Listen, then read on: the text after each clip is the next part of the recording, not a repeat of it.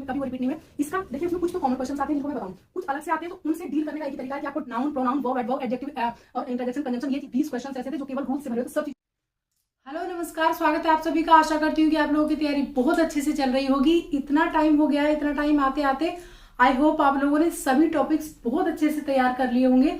लेकिन फिर भी एक प्रॉब्लम आती है आप लोगों को, जो टीजीपीएसटी इंग्लिश है या फिर एलटी ग्रेड है या फिर आप किसी भी एग्जाम की तैयारी कर रहे हैं और सब्जेक्ट आपका इंग्लिश है। यहाँ पे स्पेशली मैं आपकी बात कर रही हूँ टीजीपीएसटी की। लेकिन अगर आपका कोई भी एग्जाम आप दे रहे हो, इंग्लिश तैयार करनी है, तो इंग्लिश में ग्रामर आप लोगों को किस तरह से तैयार करनी है, ये सबसे बड़ी समस्या आप लोगों के साथ आती है।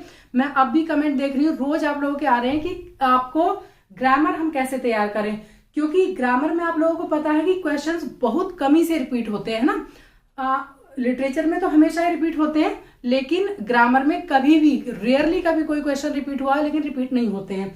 तो इसमें सबसे ज्यादा समस्या आती है कि हम कैसे ग्रामर तैयार करें। ठीक है, तो वीडियो को ध्यान से देखिएगा। वैसे आप लोगों ने कई बार पूछा भी है ग्रामर कैसे तैयार करें, मैंने बताया, लेकिन ये तरीका मैं बता रही हूँ। अगर आपको अच्छा लगे नहीं, अगर आप इस तरह से पढ़ सकते हैं तो बहुत अच्छा है आप लोगों के लिए, इसको आप अपना सकते हैं। ठीक है, सबसे पहले हम बात करेंगे, देखिए वोकेबलरी। आप लोगों के कई सारे टॉपिक्स हैं, सबसे बड़ा टॉपिक आपका वोकेबलरी की। अब वोकेबलरी आप लोगों को किस तरह से तैयार करनी है। वोकेबलरी में कई सारी चीजें आती हैं, लेकिन आप लोगों को उनको भी साथ साथ तैयार कर सकते हैं, इसको मैं बता रही हूँ सबसे पहले। ठीक है, वोकेब में आपका आता है, देखिए अगर आप वर्ड्स मीनिंग याद करते हैं शुरू में, कैसे उनको तैयार करके चलना है ये बता रही हूँ। कोई अगर वर्ड ले रहे हैं आप, सबसे पहले उसकी स्पेलिंग याद कीजिए, तो आपका स्पेलिंग एरर का जो चीजें है वो ठीक हो जाएंगी। ठीक है, स्पेलिंग आपको याद होगी, एक साथ कई चीजें आप याद कर सकते हैं। सबसे पहले वर्ड्स लीजिए, उनकी स्पेलिंग याद कीजिए, तो जो मिस स्पेल्ड वर्ड है वो आपका तैयार हो गया। अर्थ याद कीजिए, हिंदी में क्या अर्थ उनका होता है। ठीक है, समझ में आ जाएगा आपको कि क्या मीनिंग इसका होता है। फिर उसके बाद उसका सिनोनियम याद कीजिए। आप चाहें तो उसको इंग्लिश में ही उसका वर्ड्स मीनिंग कह सकते हैं, लेकिन अगर इंग्लिश टू इंग्लिश सीख रहे सिनोनियम। ठीक है, पर्यायवाची उसका हो गया, 2-3 पर्यायवाची उसके कर लीजिए तो आपको समझ में आ जाएगा। अगर कहीं आपसे पूछा जाएगा कि इसका मीनिंग क्या है, सिनोनिम क्या है, तो आप लिख देंगे। फिर उसके बाद साथ ही उसका एंटोनियम भी आप याद करते चलिए, एंटोनियम आपको याद हो जाएगा। और डेली कम से कम, क्योंकि समय आप लोगों के पास कम है, अगर 40 से 50 कर लें वर्ड्स तो बहुत अच्छा है, लेकिन अगर आप 30 से 40 भी कर सकते हैं तो बहुत अच्छी बात है। 30 से 40 रोज आपको लर्न करने हैं। इसका कोई शॉर्ट तरीका नहीं है, मतलब कहना चाहिए कि शॉर्टकट बता दो, ये बता दो, आपको लर्न करने ही पड़ेंगे। यू हैव टू लर्न, मतलब आपको रटने पड़ेंगे वर्ड्स मीनिंग। डेली 30 से 40 कीजिए, अगर कम समय भी है, नहीं तो 50 से 60 भी कर लेंगे। जितने ज्यादा आप कर सकते हैं उतने रोज कीजिए।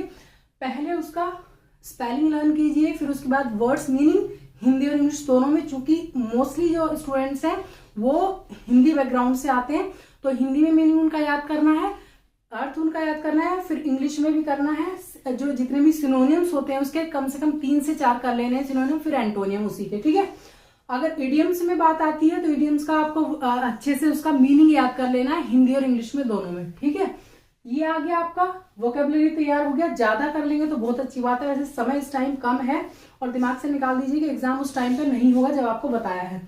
फिर आपका आता है अनसीन पैसेज। अनसीन पैसेज देखिए एक तरह से कहा जाए तो उसमें एक तरह से फ्री के मार्क्स होते हैं, अगर आप इसको सोल्व करना चाहते हैं। अनसीन पैसेज करने का केवल और केवल एक ही तरीका है, डेली आप प्रैक्टिस कीजिए, 2 से 3 अनसीन पैसेज सोल्व कीजिए, क्योंकि अनसीन पैसेज जो है वो कभी भी रिपीट नहीं हुए। टीजीपीएसटी में तो कभी नहीं होते, अदर एग्जाम्स के टीजीपीएसटी में आ जाएंगे, बट टीजीपीएसटी में कभी वो रिपीट नहीं हुए।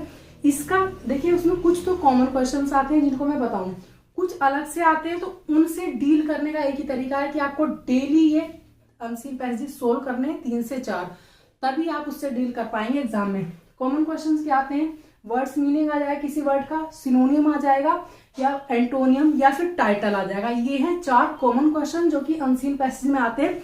कुछ अलग भी प्रश्न आते हैं, तो उनसे डील करना आप तभी जानेंगे जब आप डेली पैसेजेस को सोल्व करेंगे। क्योंकि अगर आप सोल्व नहीं करेंगे, मान लिया अगर कहीं कोई नया रास्ता अगर आप उस पर नहीं गए तो उसको याद नहीं कर पाएंगे। डेली जाएंगे तो आपको हर चीज पता चल जाएगी, कैसे कैसे कहाँ पहुंचना है। ठीक है, इसी तरह से अनसीन पैसेज में रोज अगर आप सोल्व करते हैं तो आपको उससे डील करना आ जाएगा एग्जाम में। यही तरीका है, अगर कोई शॉर्टकट बता दे तो कोई शॉर्टकट नहीं है। ठीक है, अब आता है पार्ट्स ऑफ स्पीच। अगर आपका पार्ट्स ऑफ स्पीच में कहूं तो पार्ट्स ऑफ स्पीच एक शब्द नहीं है, मतलब 3 शब्द लग रहे हैं, 3 नहीं है, 8 चीजें आपको रूल्स याद करने पड़ेंगे, वर्ड्स कुछ चीजें रटनी पड़ेंगी। You have to learn rules, ठीक है।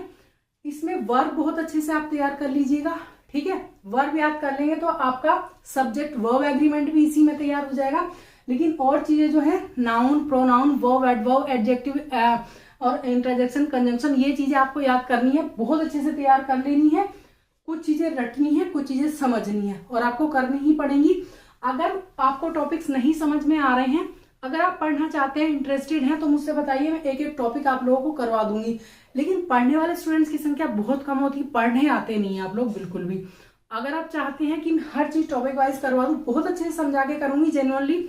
मैं आपसे मतलब ऐसा कुछ नहीं कि मैं चाहती हूँ कि आप मुझे रुपए दें, अच्छे से समझा दूं, लेकिन आपको पढ़ना पड़ेगा, ठीक है। क्योंकि मैं अपना टाइम दूंगी तो उसमें आपको भी अपना टाइम इन्वेस्ट करना पड़ेगा, ठीक है।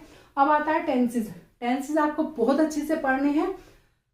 वर्ब बहुत अच्छे से पढ़नी है, कहाँ पे हेल्पिंग वर्ब लगनी है, कहाँ पे मेन वर्ब लगनी है, ये चीजें आपको रूल्स देखने पड़ेंगे इसके बहुत अच्छे से, ठीक है।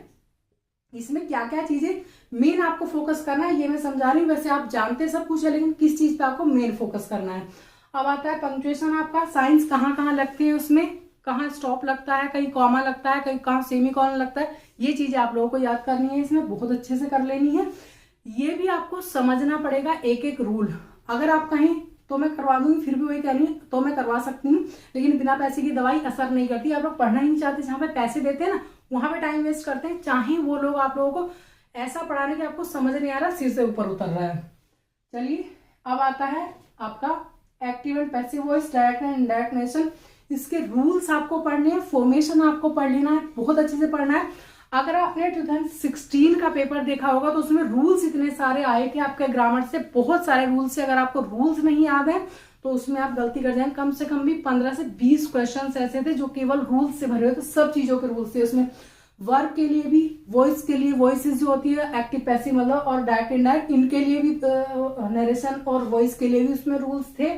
आपकी वर्ब के लिए भी रूल थे, सब चीजों के लिए रूल्स भरे हुए थे। तो आपको एक्टिव पैसिव और डायरेक्ट इनडायरेक्ट के रूल्स अच्छे से, और फॉर्मेशन क्या होता है वो पढ़ना पड़ेगा बहुत अच्छे से। नहीं समझ में आ रहा है तो मैं पढ़ा दूंगी। मैंने वही लिखा है कि इसमें जो है 2016 के पेपर में बहुत ज्यादा रूल्स दिए हुए थे आपके। ऐसा जरूरी नहीं कि वही सारे रूल्स आ जाए, लेकिन ऐसा हो सकता है, संभावना है कि रूल्स आपके आ जाएं। इडियम्स एंड फ्रेजेस मैंने इसीलिए लिखा है, इसमें वोकेबलरी में ही है, वो भी आपको रटने ही पड़ेंगे। कुछ ऐसे होते हैं, कुछ समझने पड़ेंगे, ठीक है। कुछ चीजें समझ के और फिर कुछ चीजें रटनी पड़ेंगी। तो इस तरह से आप अपनी ग्रामर तैयार कर सकते हैं किसी भी एग्जाम के लिए। स्पेशली यहाँ पे मैं बताया पीजीटी के लिए तो आपको वोकेबलरी कैसे तैयार करनी है, वर्ड्स मीनिंग वगैरह, एंटोनियम सिनोनियम सब साथ करते चलेंगे। अनसीन पैसेजेस की रोज आपको प्रैक्टिस करनी है, तभी आप उससे डील कर पाएंगे एग्जाम में, क्योंकि रिपीट ये होता नहीं है, ठीक है। पार्ट्स ऑफ स्पीच है, 8 चीजें आपको याद करनी, एक चीज है नहीं। टेंसेज में वर्ब पे ज्यादा ध्यान देना है, ठीक है। वैसे तो सभी चीजों पे देना है, लेकिन वर्ब ही इसमें मेन चीज होती है। पंक्चुएशन में आपको साइंस कहाँ लगने हैं, कॉमा है, सेमीकोलन है, इस तरह से चीजें। फिर उसके बाद एक्टिव पैसिव में रूल्स, और डायरेक्ट इनडायरेक्ट में भी रूल्स आपको देख लेने हैं, ठीक है। तो सब चीजें इस तरह से आपको तैयार करनी है। आई होप आप लोगों को समझ में आ गया होगा कि किस तरह से तैयार, लेकिन पढ़ना आप लोगों को पड़ेगा, हम केवल गाइड कर सकते हैं।